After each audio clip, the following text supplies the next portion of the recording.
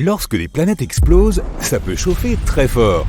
Les atmosphères sont balayées, les morceaux de roche volent en éclats, tout est pulvérisé. L'espace autour devient plus brillant qu'une douzaine de soleils. Tu fermes les yeux et tu te couvres les oreilles. Tes cheveux se hérissent. La puissance brute d'une explosion cosmique est terrifiante. Quelque temps avant l'explosion, tu es en vol stationnaire dans une obscurité presque totale. En dessous, tu vois la Lune, ou ce que tu crois ressembler à la Lune. La surface de cette sphère de couleur claire est parsemée de cratères laissés par des météorites. Tu vois d'énormes collines escarpées qui s'étendent sur des kilomètres. En fait, il s'agit de Mercure, et tu t'apprêtes à la faire exploser. Comme au ralenti, tu regardes la planète voler en éclats, et puis en un clin d'œil, tu vois un mur de débris se rapprocher de toi. D'abord des fragments de roches géants, c'est tout ce qui reste de la croûte solide et du manteau rocheux de la planète. Puis l'aspect et la structure des débris qui volent dans ta direction changent. Maintenant, ces choses ont l'air liquides, comme des éclaboussures de vif argent. C'est le noyau métallique de Mercure qui éclate. Il occupait 85% du volume de la planète. Et enfin, c'est à nouveau un feu d'artifice de morceaux solides. C'est le noyau solide de la planète. L'explosion est si puissante qu'elle envoie la Terre sur une autre orbite. Le Soleil a un hoquet et avale un énorme nuage de poussière. C'est tout ce que Mercure a laissé derrière elle. Mais ne t'inquiète pas, notre système solaire ne perdra pas de planète aussi facilement. Toute cette histoire d'explosion n'est qu'une expérience temporaire. Une fois que tu as fini de regarder le spectacle, tu appuies sur un autre bouton. Et la planète se reconstitue comme si tu avais rembobiné. Tu t'approches de la prochaine planète sur ton chemin. Sa surface se cache sous une atmosphère très dense composée de dioxyde de carbone. Si tu décidais d'atterrir sur Vénus, tu verrais passer d'épais nuages d'acide sulfurique. Tu verrais la surface de la planète d'un brun rougeâtre, sèche et incroyablement chaude. Tu marcherais probablement sur des plaines plates et lisses, couvrant 2/3 de la surface de la planète. Et tu resterais bouche bée devant les 1600 volcans qui parsèment Vénus. Malheureusement, tu ne pourras pas faire tout ça car tu appuies sur le bouton. Boum! D'énormes morceaux de basalte sont projetés depuis le centre de l'explosion. C'était la croûte de la planète, épaisse de 19 km. Puis, tu aperçois des météores brillants et brûlants qui volent vers toi à une vitesse phénoménale. Ce sont des morceaux du manteau rocheux en fusion de Vénus. La pluie de feu semble infinie, peut-être parce que le manteau avait une épaisseur de 1900 km. Mais ce n'est pas la partie la plus massive de la planète. La puissance de l'explosion fait éclater le noyau ferreux de Vénus. Ce noyau était 2 fois plus large que le manteau. Tu atteins une bille bleue qui n'est autre que ta planète natale. À quoi ressembleront ces entrailles dispersées dans l'espace? Vue d'en haut, la Terre est jolie. 71% de sa surface est bleue à cause de toute cette eau, mer et océan. Il y a aussi des zones de vert, de jaune et des tourbillons bruns et blancs. Tu appuies sur le bouton. La planète éclate dans une grêle de roches. C'est ce qui reste de la fine croûte terrestre et du manteau, beaucoup plus épais. Ce dernier occupait près de 84% du volume de la planète. Tu vois la pluie rocheuse se transformer en quelque chose de beaucoup plus liquide. C'est du fer et du nickel brûlant qui constituaient le noyau externe de la Terre. Ces métaux ne subissaient pas assez de pression pour être solides. La détonation est si puissante qu'elle fait éclater le noyau interne de la Terre. C'est une boule solide de fer et de nickel. Une fois que les morceaux se sont séparés, ils suivent leur propre orbite autour du Soleil. Les morceaux les plus massifs s'écrasent sur la Lune et certains voyagent plus loin avant d'être avalés par notre étoile. Tu ne peux pas t'attarder, la planète rouge t'attend. La surface de Mars est couverte de poussière de couleur rouille. L'épaisseur de la couche de poussière varie d'une zone à l'autre, mais dans la plupart des endroits, elle fait 2 mètres d'épaisseur. Le sol est de couleur or, marron, beige et même verdâtre. La teinte dépend des minéraux qui composent le sol.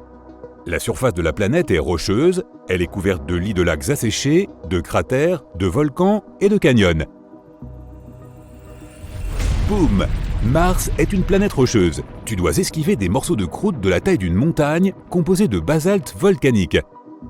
Ce que tu vois ensuite te donne l'impression que tu as fait exploser d'énormes quantités de dentifrice à base de roches molles.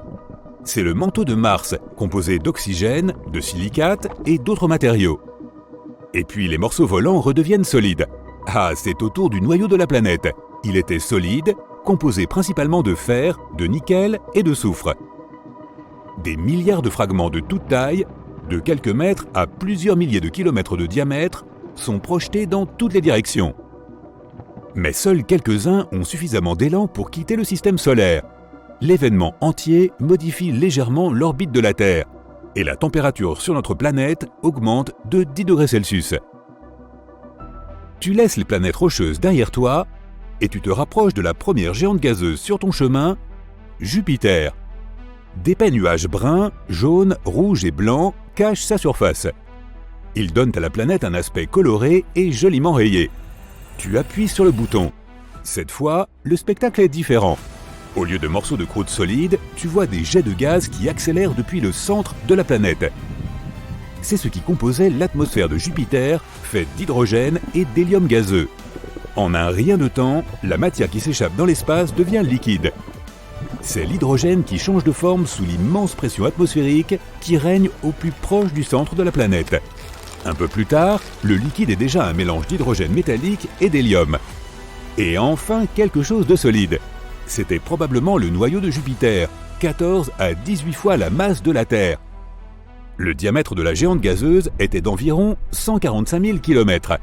Mais l'explosion ne dure pas plus d'une demi-seconde. Elle est cependant si forte qu'elle fait s'évaporer les planètes plus petites comme Mars et la Terre. Le Soleil reste à peu près intact. Il devient plus chaud et plutôt instable pendant un moment. Mais cela ne dure pas longtemps. La prochaine géante gazeuse sur ton chemin est Saturne. À première vue, on dirait que la planète a une surface. La sphère brun-jaune, apparemment solide, est entourée de couches de nuages. Les anneaux caractéristiques de Saturne sont impressionnants et colorés, gris, beige et brun. Ce sont en fait des groupes de petits anneaux composés de morceaux flottants de glace, de roches et de poussière. Ces morceaux vont de la taille d'un caillou à celle d'un énorme gratte-ciel. En orbite autour de Saturne, ils ne cessent d'entrer en collision et les plus gros morceaux se brisent. Tu es surpris de voir que les anneaux ne sont pas parfaitement ronds. Ils présentent des courbures causées par la force gravitationnelle des lunes voisines. 53 d'entre elles ont été répertoriées à ce jour. Titan, un monde glacé plus grand que notre Lune et même que Mercure, est la plus grande d'entre elles. Ce que tu vois ressemble étrangement à ce qui s'est passé lorsque tu as fait exploser Jupiter. Il n'y a qu'une seule différence. Les anneaux de Saturne se brisent, envoyant des roches et de la glace voler dans l'espace à une vitesse incroyable.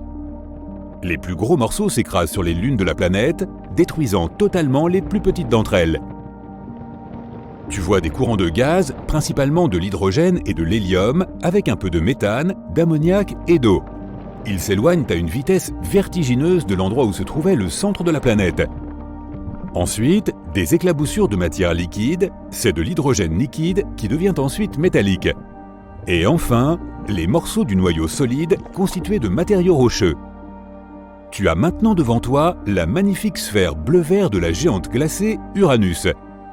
La planète prend cette teinte inhabituelle lorsque la lumière du Soleil se reflète sur sa surface. De plus, l'atmosphère d'Uranus est principalement composée d'hydrogène et d'hélium, avec des traces de méthane gazeux qui absorbent la lumière rouge. Quoi qu'il en soit, badaboum! Cette fois, ce sont d'abord d'énormes blocs de glace qui se précipitent dans ta direction. Ils constituent la partie du manteau glacé de la planète qui représentait 80% de son volume total. Mais pourquoi cette glace a-t-elle l'air liquide? Sur Uranus, le liquide gelé n'est pas solide comme sur Terre. La glace est un fluide chaud et dense composé d'eau, de glace d'ammoniac et de méthane. On l'appelle souvent l'océan eau ammoniac. Après l'étrange pluie de glace, tu vois des morceaux solides du noyau rocheux de la planète. Il était petit, pas plus de la moitié de la masse de la Terre. Certaines des lunes d'Uranus sont pulvérisées dans l'explosion, et plusieurs sont même éjectées hors du système solaire. L'explosion déplace aussi légèrement l'orbite de Neptune. Et enfin, c'est au tour de la dernière planète sur ton chemin. Neptune est bleu à cause d'une couche de gaz tourbillonnante et de nuages permanents. Pas le temps de s'attarder. Boum! La planète n'a pas de surface solide. C'est pourquoi, après avoir appuyé sur le bouton, tu vois le manteau liquide de Neptune éclater. Il ressemble à un ballon rempli d'eau jeté du 50e étage.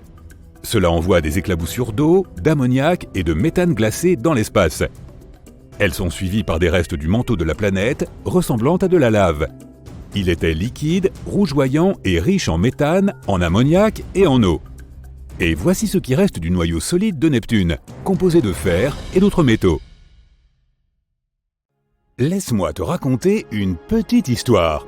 Dans un système stellaire très lointain, à 2600 années-lumière pour être plus précis, se trouve une exoplanète baptisée Kepler 1658b. C'est une géante gazeuse semblable à notre Jupiter. Mais ce qui la différencie de Jupiter, c'est que cette pauvre planète est condamnée. Elle se dirige en spirale vers son étoile mère, ce qui finira par provoquer une brûlante collision. Mais le plus intéressant, les astronomes seraient restés totalement ignorants de ce fait s'il n'y avait pas eu un tout petit indice.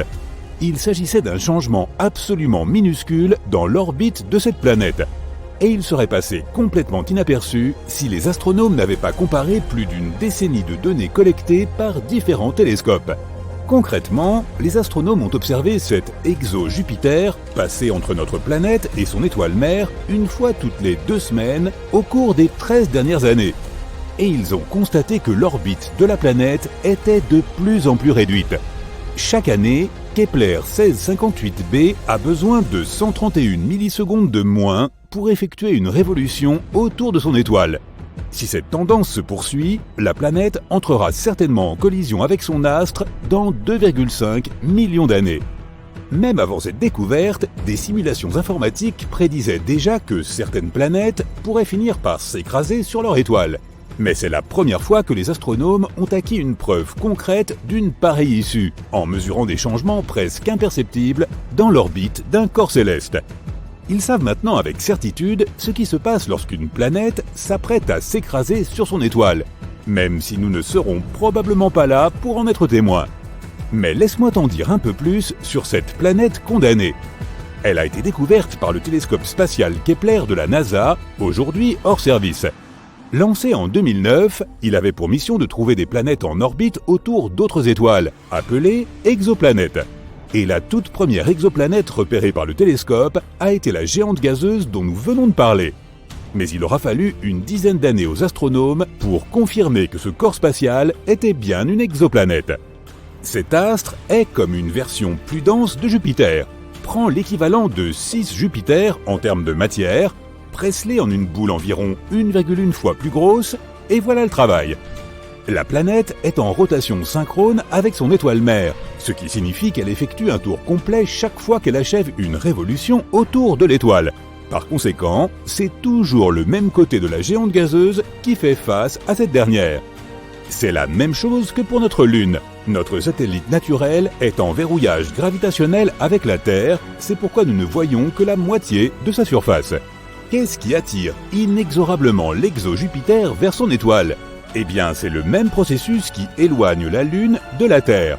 Lorsqu'une Lune se trouve en orbite autour d'une planète, ou qu'une planète est en orbite autour d'une étoile, leurs forces de gravité interagissent et exercent une attraction sur la masse de l'autre. C'est ce qui provoque les marées sur Terre. Cette attraction libère de l'énergie et elle peut faire accélérer ou ralentir un objet. Dans le premier cas, le corps spatial s'éloignera peu à peu. Dans le second, il commencera à se rapprocher. Et c'est exactement ce qui arrive à cette géante gazeuse. Son étoile mère a une masse 1,5 fois supérieure à celle de notre Soleil. Il n'est donc pas étonnant que ces forces de marée ralentissent progressivement le mouvement de la planète, l'attirant vers l'intérieur. Tout cela semble assez tragique, mais cette collision potentielle n'est pas, et de loin, la chose la plus bizarre qui se produise dans l'espace. Penchons-nous sur d'autres cas. Bételgeuse, par exemple, une géante rouge située dans la constellation d'Orion, a commencé à s'assombrir en 2019. Et cela a déconcerté les astronomes. À ce moment-là, l'étoile avait déjà enflé pour atteindre des proportions phénoménales. Si elle devait remplacer notre Soleil, sa surface s'étendrait bien au-delà de l'orbite de Jupiter. Puis Bételgeuse est devenue moins lumineuse durant l'automne 2019, et ce processus s'est poursuivi jusqu'en février 2020. Les changements étaient perceptibles à l'œil nu, et pour cause, la luminosité de l'étoile avait chuté de 2 tiers. À ce moment, les astronomes étaient persuadés que Bételgeuse était sur le point d'exploser en une supernova. Ils ont continué à observer l'étoile, mais de façon inattendue, elle a retrouvé sa luminosité habituelle. Grâce au télescope spatial Hubble, les scientifiques ont compris que l'étoile avait éjecté une partie de sa matière et que celle-ci bloquait partiellement sa lumière. Que dirais-tu d'exoplanètes semblables à de la barbe à papa ? Il s'agit de planètes particulières situées en dehors de notre système solaire. Également surnommées super puffs, elles ont la densité la plus faible jamais enregistrée, ce qui leur donne un aspect aérien et duveteux. Bien qu'elles ressemblent à la friandise la plus emblématique des parcs d'attractions, ces planètes sont absolument énormes. À bien y penser, les scientifiques découvrent sans arrêt des choses bien étranges dans l'espace. Certaines d'entre elles ressemblent juste à des taches floues. Mais il y a un type de ces taches qui ne s'apparente à aucun autre corps spatial connu. Les ORC, ou cercles radio étranges, ne sont visibles qu'au moyen de radiotélescopes. Il pourrait s'agir des restes de supernovas, mais certains astronomes vont jusqu'à affirmer qu'ils pourraient être l'entrée de trous de verre. Il s'agit de tunnels hypothétiques entre deux points très éloignés dans l'espace. La mission Juno a remarqué quelque chose d'étrange dans la haute atmosphère de Jupiter. Cette manifestation inhabituelle consistait en des phénomènes lumineux transitoires bleutés, virevoltant au-dessus de la surface de la planète. Il s'agissait de deux types d'éclairs étincelants, qui se produisent pendant de courtes périodes de temps, quelques millisecondes tout au plus. Ils s'étendent de haut en bas vers la surface de la planète. Sur Terre, ces éclairs se produisent généralement à une hauteur de 100 km au-dessus d'orages massifs. Les planètes errantes ne tournent pas autour de leur étoile, peut-être parce qu'elles n'en ont tout simplement pas. Ces corps spatiaux flottent librement à travers l'univers et peuvent se retrouver littéralement n'importe où. Ils sont également assez difficiles à détecter, car les planètes errantes ne produisent que de faibles émissions. Mais il n'y a pas si longtemps, des astronomes ont repéré la plus petite planète errante de la Voie lactée. Elle est plus petite que la Terre, mais un peu plus grande que Mars. Les sursauts radio rapides sont des émissions spectaculaires d'ondes radio d'une durée de quelques millisecondes, sauf qu'ils recèlent autant d'énergie que notre Soleil en produit en plusieurs jours. La plupart de ces sursauts radio rapides proviennent de très loin, bien au-delà de la Voie lactée. Mais récemment, des astronomes en ont détecté quelques-uns provenant de notre propre galaxie. Et leur source était un magnétar situé à seulement 30 000 années-lumière de notre planète. Si elles existent, les pattes nucléaires sont la matière la plus solide de tout l'univers. Formée à partir des restes d'étoiles éteintes, cette substance est comprimée pour former des enchevêtrements de matière semblables à des spaghettis. Elles peuvent se briser, mais seulement si tu y appliquais 10 milliards de fois la pression nécessaire pour rompre l'acier. Il n'y a pas si longtemps, des chercheurs ont découvert que l'une des étoiles les plus massives de notre voûte céleste avait tout simplement disparu. Il s'agissait d'une étoile située à 75 millions d'années-lumière de la Terre. Normalement, c'est trop loin pour que les astronomes puissent y distinguer clairement des étoiles individuelles, à moins qu'elles ne soient énormes. Et l'étoile dont nous parlons l'était clairement. Elle brillait 2,5 millions de fois plus fort que notre Soleil. Les astronomes ont vu cette étoile pour la dernière fois en 2011. Ils ont décidé de l'examiner de plus près après quelques années, mais il était déjà trop tard. L'étoile avait disparu. Des étoiles aussi massives achèvent généralement leur existence dans des supernovas extrêmement lumineuses, mais les astronomes n'ont rien remarqué de tel. Il existe une théorie selon laquelle l'étoile se serait effondrée en un trou noir, sans produire de supernova au préalable. Ce phénomène se produit chez les étoiles en fin de vie, mais demeure extrêmement rare. Il y a les trous noirs et il pourrait y avoir aussi des mini-trous noirs, même si leur existence n'a pas encore été démontrée. Contrairement à leurs énormes cousins, ces hypothétiques mini-trous noirs pourraient être vraiment minuscules, soit pas plus gros qu'un... Explorant toujours plus loin les vastes étendues de l'univers, les scientifiques ont fait d'incroyables découvertes. Et ils ont aujourd'hui plus de questions que de réponses. D'une super Terre brûlante à un monde en forme de ballon ovale, les exoplanètes, trouvées en 2022, sont vraiment hors du commun. Alors accroche-toi, car l'avenir de ces découvertes s'annonce plus radieux que jamais. Numéro 1. De nouveaux types d'exoplanètes. Les naines rouges représentent plus de 70% de toutes les étoiles.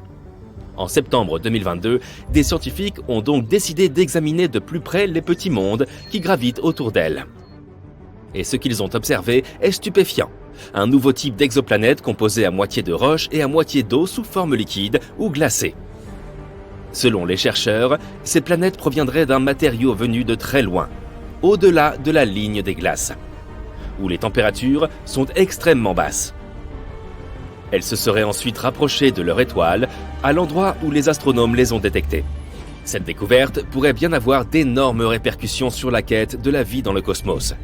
Bien que ces planètes soient chargées d'eau, elles ne sont peut-être pas complètement couvertes d'océan. Qui sait, l'une d'entre elles sera peut-être la prochaine Terre 2.0.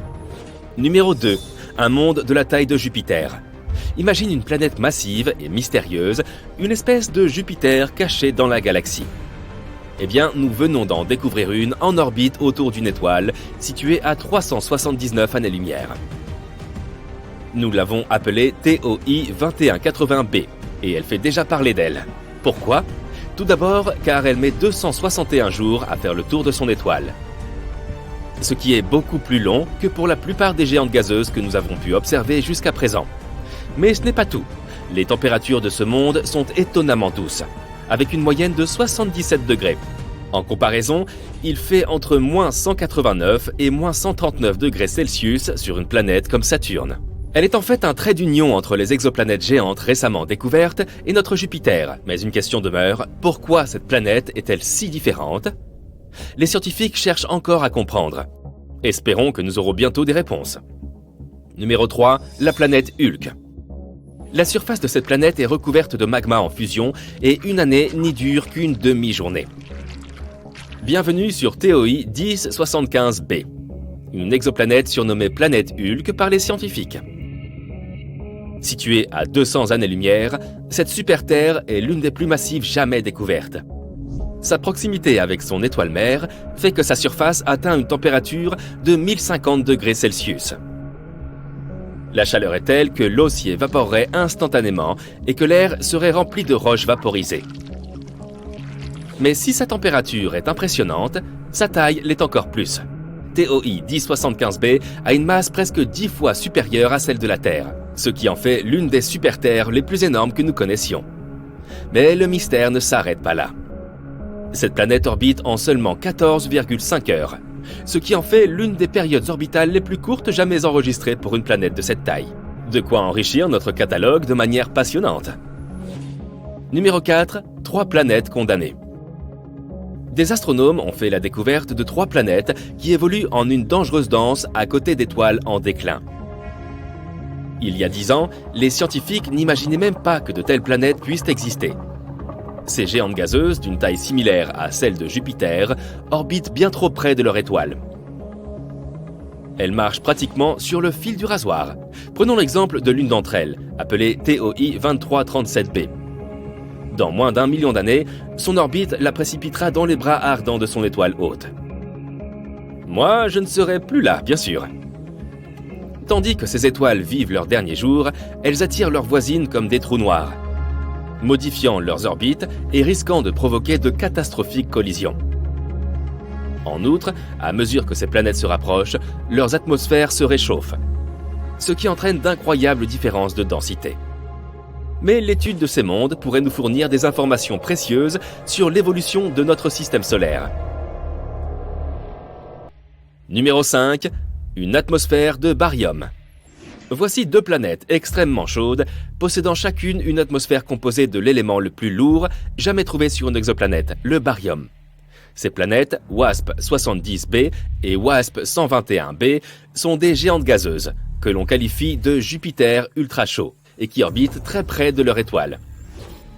Ces planètes sont comme des boules de feu, dont l'une des faces est orientée vers l'étoile et qui cuisent à des températures assez élevées pour vaporiser le fer et d'autres métaux. Et lorsque la vapeur de fer est balayée vers la face nocturne de la planète, elle se transforme en liquide et tombe sous la forme d'une pluie de fer. Et ces planètes nous ont réservé une petite surprise. Le baryum est un métal lourd, environ 2,5 fois plus lourd que le fer. Pourtant, les scientifiques en ont détecté dans les couches supérieures de leur atmosphère. Il s'agit là d'un véritable mystère que nous essayons encore de résoudre. Imagine-toi débarquer sur une telle planète et assister à une averse de fer et de barium. Ce serait absolument terrifiant. Numéro 6, la planète Ballon. Prépare-toi à être époustouflé. Nous venons en effet de découvrir une planète en forme de ballon de football américain, et elle ne ressemble à rien de ce que nous avons vu jusqu'à présent. Voici WASP-103b, une exoplanète ultra chaude située à plus de 1000 années-lumière de la Terre. Cette géante gazeuse, très proche de son étoile, est déformée par une intense force gravitationnelle. Mais il ne s'agit pas seulement d'une bizarrerie amusante, c'est aussi une précieuse découverte scientifique. En étudiant les passages de la planète autour de son étoile, nous avons pu mesurer sa déformation. C'est comme si nous prenions un instantané d'une planète en mouvement, et cela nous donne des indications sur les conditions extrêmes que ces objets peuvent endurer. C'est vraiment une grande découverte. Numéro 7, une lumière zodiacale. Prêt pour une histoire de fantôme cosmique ? Des scientifiques chinois ont découvert un phénomène effrayant sur 3 exoplanètes lointaines. Il s'agit de la lumière zodiacale, une lueur semblable à celle qu'on voit sur Terre au coucher du soleil. Mais ce n'est pas seulement un étrange spectacle. Nous pourrions avoir là des indices sur la composition de ces mondes potentiellement habitables. Imagine que tu regardes le coucher de soleil depuis un endroit sombre de la Terre et qu'au lieu de l'obscurité, un triangle de lumière apparaisse. Voilà la lumière zodiacale. Elle est due au reflet de la lumière du soleil sur les particules de poussière du système solaire, des restes d'astéroïdes et de comètes. Les chercheurs ont analysé 47 exoplanètes potentiellement habitables et ont découvert que 3 d'entre elles, appelées Kepler 69c, Kepler 1229b et Kepler 395c, toutes des super-Terres, présentaient ce phénomène. Cette découverte pourrait beaucoup nous renseigner. Elle pourrait nous révéler des informations sur la présence d'astéroïdes et de comètes dans ces systèmes. Il serait bien difficile de les détecter autrement. C'est donc plutôt cool. Numéro 8. Une planète avec des nuages de silicate. Voici VHS 1256b. Rien à voir avec les cassettes vidéo. Il s'agit d'un monde étrange et exotique, tout empreint de mystère. Un endroit où les nuages sont faits de sable et où le ciel est toujours rouge. Ce n'est pas de la science-fiction, mais une découverte réelle faite par les brillants cerveaux de la NASA. Cette exoplanète naine brune fait des vagues dans la communauté astronomique. Elle est beaucoup trop massive pour être une planète, près de 20 fois la taille de Jupiter. Mais ce n'est pas tout à fait une étoile non plus. C'est quelque chose d'intermédiaire, une énigme cosmique qui défie toute définition. Mais ce qui est vraiment extraordinaire avec VHS 1256b, c'est son atmosphère. Les scientifiques ont découvert que ce monde étrange est enveloppé d'épais nuages de grains de silicate, semblables à du sable. C'est la première fois que ce type de nuage est détecté sur une exoplanète. Et cette découverte ne manquera pas de modifier notre perception de l'univers et des possibilités de vie au-delà de notre propre monde. Et voilà, l'année 2022 a été riche en découvertes incroyables et révolutionnaires en ce qui concerne les exoplanètes. Mais ce n'est qu'un début. Nous ne pouvons qu'imaginer les autres merveilles qui nous attendent à mesure que les scientifiques et les chercheurs continuent d'explorer les vastes étendues de l'espace. Alors, continuons à étudier notre beau ciel. Qui sait quels secrets les étoiles nous réservent encore ?